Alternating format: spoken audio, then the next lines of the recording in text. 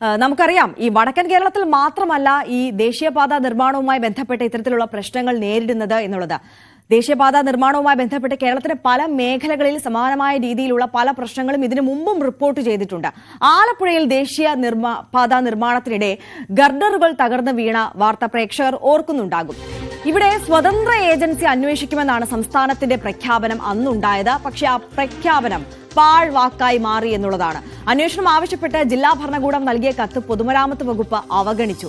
ആലപ്പുഴയ്ക്ക് പുറമെ മലപ്പുറത്തും റോഡ് തകർന്നതോടെ നിർമ്മാണ പ്രവൃത്തിയിൽ പങ്കില്ലെന്ന് പറഞ്ഞ് ഒഴിയുകയാണ് സംസ്ഥാന സർക്കാർ. ഇതോടെ ജനങ്ങളെ ആശങ്ക പരിഹരിക്കാനുള്ള ഉത്തരവാദിത്തം സംസ്ഥാനത്തിന് ഇല്ലേ എന്ന ചോദ്യവും ഉയരുകയാണ്. ആലപ്പുഴയിൽ നിന്ന് ശരണ്യ സ്നേഹജൻ നമുക്കൊപ്പം ചേരുന്നുണ്ട്. Saranya, good morning. ഇപ്പോൾ ഈ സൂചിപ്പിച്ചതുപോലെ തന്നെ ഈ ദേശീയപാത നിർമ്മാണവുമായി ബന്ധപ്പെട്ട് അതിന്റെ വേഗത, വികസന കുതിപ്പിലും ഒക്കെ ക്രെഡിറ്റ് ഏറ്റെടുക്കുന്ന സർക്കാരിന് ഇങ്ങനെ ഒരു പ്രശ്നം വരുമ്പോൾ ഞങ്ങൾക്കിതിൽ ഒരു ഉത്തരവാദിത്വവും ഇല്ല എന്ന് പറഞ്ഞ് മാറി നിൽക്കാൻ കഴിയുമോ? ഈ ആലപ്പുഴയിലെ പ്രശ്നത്തിൽ എന്ത് പരിഹാരമാണ് സംസ്ഥാന സർക്കാരിന്റെ ഭാഗത്തു നിന്നുണ്ടായത്? അന്വേഷണം പ്രഖ്യാപിച്ചിട്ട് അതുപോലും നടത്താൻ കഴിയാതെ പോയല്ലോ.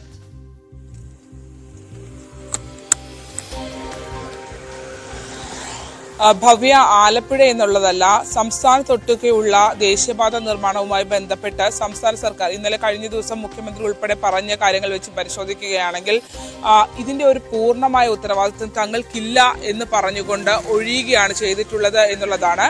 അങ്ങനെയാണോ ഈ ഒരു നിർമ്മാണം കടന്നു പോകേണ്ടത് എന്നുള്ളതാണ് ഒരു വലിയ ചോദ്യമായി ഉയരുന്നത്. നമുക്കറിയാം, ആലപ്പുഴയിൽ കഴിഞ്ഞ മാർച്ച് മാസത്തിലാണ് 70 ടൺ വീതം ഭാരമുള്ള 4 ഗർഡറുകൾ ദേശീയപാത നിർമ്മാണത്തിന്റെ ഭാഗമായി തകർന്നു വീണത്. അന്ന് ഈ ഒരു തകർച്ച ഉണ്ടാകുന്നതിന്റെ ആ ഒരു സംഭവത്തിൽ നിന്ന് നമ്മൾ CCTV ദൃശ്യങ്ങളടക്കം കാണുമ്പോൾ ആലപ്പുഴയിലെ ഏറ്റവും തിരക്കേറിയ, അതായത് ബീച്ചിനോട് ചേർന്ന് വിജയ പാർക്കിനോട് തൊട്ടടുത്ത് കുട്ടികളും ഒപ്പം തന്നെ രക്ഷകർത്താക്കളും ഉൾപ്പെടെയുള്ള ആളുകൾ നിരവധി എത്തുന്ന ആ ഒരു സ്ഥലത്തായിരുന്നു ഇങ്ങനെ ഒരു ഗർഡറുകൾ തകർന്നു വീണത്. അതായത് 70 ടൺ വീതമുള്ള 4 ഗർഡറുകൾ ഒന്നിച്ച് നിലമ്പുന്ന ഒരു സാഹചര്യമായിരുന്നു. അത് ഗർഡറുകൾ വീഴുന്നത് ഒരു തിങ്കളാഴ്ചയാണ്. ഞായറാഴ്ച ദിവസമായിരുന്നു അത് സംഭവിച്ചിരുന്നുവെങ്കിൽ വലിയ കാഷ്വാലിറ്റി തന്നെ ആലപ്പുഴയിൽ ഉണ്ടാകുമായിരുന്നു എന്നുള്ളതാണ്. തലേ ദിവസം, അതായത് നമുക്കറിയാം ദേശീയപാത നിർമ്മാണത്തിന്റെ ഭാഗമായി പലയിടങ്ങളിലും ഇപ്പോൾ സ്ഥലം ഏറ്റെടുത്തിരിക്കുന്നത് കൊണ്ട് തന്നെ പല വീടുകളിലും സ്ഥലമില്ല. അതുകൊണ്ട് തന്നെ തലേ ദിവസം ഒരു കല്യാണ ഫംഗ്ഷൻ നടന്നപ്പോൾ അതിന്റെ ആളുകൾ നിന്നിരുന്ന, അല്ലെങ്കിൽ അവിടെ അതിന്റെ കീഴിൽ, ഈ ഗർഡറുകളുടെ കീഴിലായിരുന്നു അത്രയധികം 100 കണക്കിന് ആളുകൾ തടിച്ചുകൂടിയിരുന്നത് എന്നുള്ളതാണ്. അങ്ങനെ ഒരു അപകടത്തിൽ നിന്നായിരുന്നു ആലപ്പുഴ തലനാരിഴയ്ക്ക് രക്ഷപ്പെട്ടത്. ആലപ്പുഴയ്ക്ക് ശേഷം പിന്നീട് മലപ്പുറം ഉണ്ടായി. പക്ഷേ നമ്മൾക്ക് എന്തുകൊണ്ട് ഇതിനകത്ത് ഒരു സർക്കാർ തലത്തിലൊരു അന്വേഷണം ഉണ്ടാകുന്നില്ല? ഒരുപക്ഷെ ദേശീയപാതയുടെ നിർമ്മാണം തങ്ങൾക്കാണ്, അല്ലെങ്കിൽ ദേശീയപാത നിർമ്മാണത്തിന്റെ ഭാഗമായി സെൻട്രൽ മിനിസ്ട്രിക്കാണ് എന്ന് പറഞ്ഞൊഴിയുമ്പോഴും കേരളത്തിലെ, അല്ലെങ്കിൽ നമ്മുടെ സംസ്ഥാനത്തിലെ പൗരന്മാരുടെ ജീവനും സ്വത്തിനും സുരക്ഷിതത്വം ഉറപ്പുവരുത്തേണ്ട ഉത്തരവാദിത്തം സംസ്ഥാന സർക്കാരിനുണ്ട്. ഇങ്ങനെ നിസ്സംഗതയോടെ കൈകെട്ടി നിൽക്കുകയാണോ അതിനകത്ത് വേണ്ടതെന്നുള്ളത് വലിയൊരു ചോദ്യമാണ്. കാരണം ആലപ്പുഴയിലെ കാര്യങ്ങൾ സൂചിപ്പിക്കാം.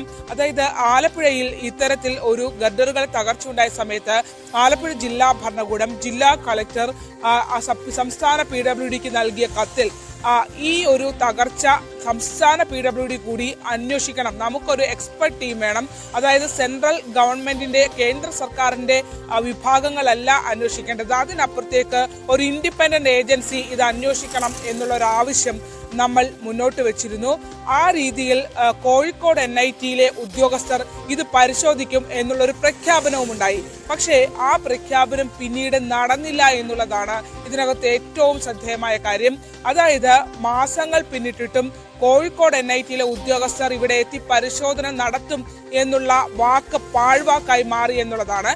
അതിനകത്ത് കണ്ടെത്തിയ ഒരു കാര്യം എന്ന് പറഞ്ഞത് തൊഴിലാളികളുടെ വീഴ്ച മാത്രമാണ് ഈ 70 ടൺ വീതം ഭാരമുള്ള 4 ഗർഡറുകൾ തകർന്ന സംഭവത്തിൽ ദേശീയപാത വിഭാഗം കണ്ടെത്തിയത്. അതായത് ഈ ഗർഡറുകൾ സ്ഥാപിച്ചപ്പോൾ വന്ന ഒരു പിഴവ് ആണ് അത്. അതുകൊണ്ട് തന്നെ ഒരു തടി ഇളക്കി മാറ്റിയപ്പോൾ ആ ഗർഡറുകൾ തെന്നിപ്പോയതാണ്. അതായത് കിഴക്ക് ഭാഗത്തു നിന്നുള്ള ഗർഡർ തെന്നുന്നു, തുടർച്ചയായി ബാക്കി 4 വീഴുന്നു എന്നുള്ള ഒരു വിശദീകരണത്തിൽ, ഒഴുക്കൻ മട്ടിലുള്ള വിശദീകരണത്തിൽ അവർ മാറി. ഇത് അന്വേഷിച്ചത് കേന്ദ്ര സർക്കാരിന്റെ ദേശീയപാത വിഭാഗത്തിലെ ഉദ്യോഗസ്ഥരും ഒപ്പം തന്നെ റെയിൽവേയിലെ ഇത്തരത്തിലുള്ള നിർമ്മാണം നടത്തുന്ന ഉദ്യോഗസ്ഥരും ചേർന്ന് മാത്രമാണ് ഈ സംഭവം അന്വേഷിച്ചത് എന്നുള്ളതാണ്. അതായത് വീഴ്ച പുറത്തു വരണമെങ്കിൽ കൃത്യമായ ഒരു സ്വതന്ത്ര ഏജൻസി അന്വേഷിക്കണം എന്നുള്ള ഒരു മുന്നോട്ട് വെച്ച് ആലപ്പുഴ ജില്ലാ ജില്ലാ ഭരണകൂടം മുന്നോട്ട് വെച്ചൊരു ആശങ്കയെ കണ്ണും പൂട്ടി തള്ളുകയായിരുന്നു പൊതുമരാമത്ത് വകുപ്പ്. അതായത് കൃത്യമായി നമുക്കത് ഫോളോ അപ്പ് ചെയ്യുമ്പോൾ മനസ്സിലാക്കാൻ കഴിയുന്നത്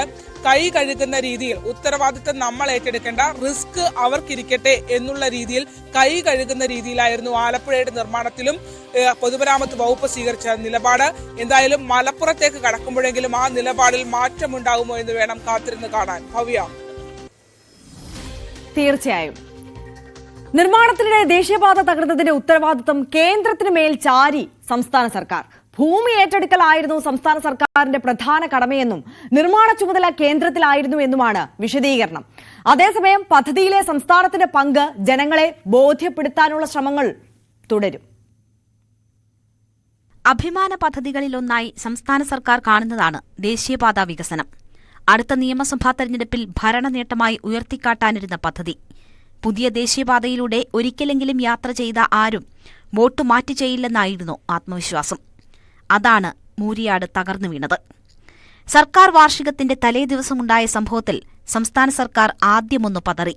പിന്നെ നിർമ്മാണ ചുമതലയുള്ള ദേശീയപാത അതോറിറ്റിയും കേന്ദ്രവും തന്നെയാണ് തകർച്ചയ്ക്ക് മറുപടി പറയേണ്ടതെന്ന നിലപാടെടുത്തു. നാഷണൽ ഹൈവേ എന്നത് നിർമ്മിക്കുന്നത് മുഴുവൻ നാഷണൽ ഹൈവേ അതോറിറ്റി തന്നെയാണ്.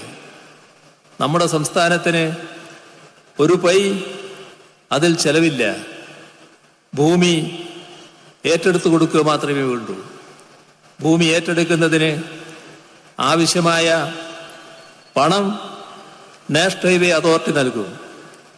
നമ്മൾ ഏറ്റെടുത്തു കൊടുക്കേണ്ട ചുമതല മാത്രമേ വഹിക്കേണ്ടതുള്ളൂ.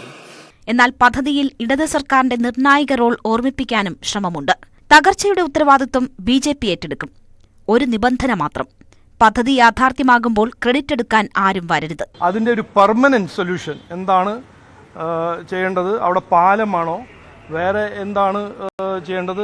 ഒരു സ്ട്രക്ചറൽ സൊല്യൂഷൻ ഉണ്ടാക്കാൻ അദ്ദേഹം ഒരു 100% കമ്മിറ്റ്മെന്റ് തന്നിട്ടുണ്ട്. കേന്ദ്രത്തെയും സംസ്ഥാനത്തെയും ഒരുപോലെ അടിക്കാൻ കിട്ടിയ വടിയായാണ് ഇതിനെ പ്രതിപക്ഷം കാണുന്നത്.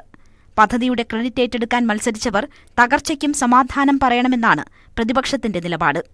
ന്യൂസ് 18 തിരുവനന്തപുരം. ഒരുപാട് ചോദ്യങ്ങൾക്കാണ് ഉത്തരം നൽകേണ്ടത്. ദേശീയപാതയിലെ വിള്ളൽ അന്വേഷിക്കേണ്ടത് NHAI മാത്രമാണോ? കാരണക്കാരായ NHAI വീഴ്ച അന്വേഷിച്ചാൽ മതിയോ ഈ വിഷയത്തിൽ? സംസ്ഥാന സർക്കാരിന് ഈ വിഷയത്തിൽ യാതൊരു ഉത്തരവാദിത്വവും ഇല്ലേ എന്നാണ് ചോദിക്കുന്നത്. സംസ്ഥാന സർക്കാരിന് എന്ത് നടപടി സ്വീകരിക്കാനാകും ഈ വിഷയത്തിൽ? റോഡിലെ വിള്ളൽ ആരൊക്കെ അന്വേഷിക്കണം? അങ്ങനെ ഒരുപാട് ചോദ്യങ്ങൾ നമുക്ക് മുന്നിൽ നിൽക്കുമ്പോൾ സമഗ്രമായി തന്നെ നമ്മൾ അത് അന്വേഷിക്കുകയാണ്. ലോകത്തെ റോഡ് നിർമ്മാണ സാങ്കേതിക വിദ്യകളെക്കുറിച്ച് ആഴത്തിൽ പഠിച്ചിട്ടുള്ള ശ്രീ ടോണി മാത്യു ഇന്ന് രാവിലെ നമുക്കൊപ്പം അതിഥിയായി ഇപ്പോൾ ചേരുകയാണ്. വിദേശ രാജ്യങ്ങളിൽ റോഡ് നിർമ്മാണ രംഗത്ത് പരിചയമുള്ള ഈ മേഖലയിൽ അത്യപൂർവം വിദഗ്ധരിൽ ഒരാളാണ് അദ്ദേഹം. ഒപ്പം news 18 Keralam senior associate editor S. Lallu നമുക്കൊപ്പം ചേരുകയാണ്. രണ്ടുപേർക്കും രാവിലെയിലേക്ക് ന്യൂസ് 18 കേരളത്തിലേക്ക് സ്വാഗതം. ഞാൻ ആദ്യം ശ്രീ ടോണിയിലേക്കാണ് പോകുന്നത്. ശ്രീ ടോണി, ഈ ബംഗ്ലാദേശിലടക്കം റോഡ് നിർമ്മാണത്തിന് നേതൃത്വം വഹിച്ചിട്ടുള്ള വ്യക്തിത്വമാണ് താങ്കൾ. ഇവിടെ എന്താണ് വീഴ്ച സംഭവിച്ചത്, സിമ്പിളായി പറഞ്ഞാൽ? ഇവിടെ ഈ നിർമ്മാണത്തിന് 2 ഘട്ടമുണ്ട്. ഒന്ന് ഡിസൈൻ പ്രിപ്പയർ ചെയ്യുന്ന ഫേസ്, പിന്നെ കൺസ്ട്രക്ഷൻ ഫേസ്. ഇത് NHAI ഇപ്പം നാഷണൽ ഹൈവേ അതോറിറ്റി ഓഫ് ഇന്ത്യക്ക് ഒരു റോഡ് ട്രാൻസ്ഫർ ചെയ്ത് കഴിഞ്ഞാൽ ഇപ്പൊ NH-66ന്റെ കേസിൽ പിന്നെ അതിന്റെ ഡിസൈനിന്റെ ഉത്തരവാദിത്വവും അതിന്റെ നിർമ്മാണത്തിന്റെ ഉത്തരവാദിത്വവും നാഷണൽ ഹൈവേ അതോറിറ്റിക്ക് തന്നെയാണ്. അതിനകത്ത് സംശയമില്ല. അപ്പൊ നാഷണൽ ഹൈവേ അതോറിറ്റിയിൽ ഈ മലപ്പുറത്ത് ഇപ്പൊ എന്താ സംഭവിച്ചതെന്ന് അതൊരു ഇൻവെസ്റ്റിഗേഷനിൽ കൂടെ അറിയാൻ പറ്റുള്ളൂ. ഈ ഡിസൈനിൽ വന്ന പാകപ്പിഴയാണോ, കൺസ്ട്രക്ഷൻ സമയത്ത് വന്ന പാകപ്പിഴയാണോ എന്നുള്ളത് അതൊരു പ്രോപ്പർ ഇൻവെസ്റ്റിഗേഷനിൽ കൂടെ മനസ്സിലാക്കാൻ സാധിക്കുള്ളൂ. ഒരു പ്രത്യക്ഷത്തിൽ കാണുമ്പം